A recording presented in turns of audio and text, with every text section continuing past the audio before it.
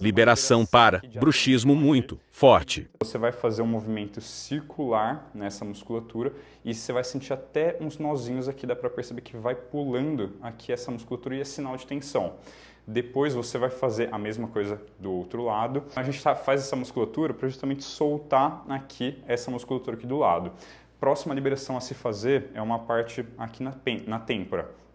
Essa liberação ajuda muito a dores de cabeça, muito cansaço, estresse, porque essa musculatura aqui lateral ela vai ficando muito tensa, muito inflamada, por isso que você sente essa dor de cabeça na parte lateral também. Então experimente fazer essas liberações aí na sua casa, depois comenta aqui embaixo o que você achou delas.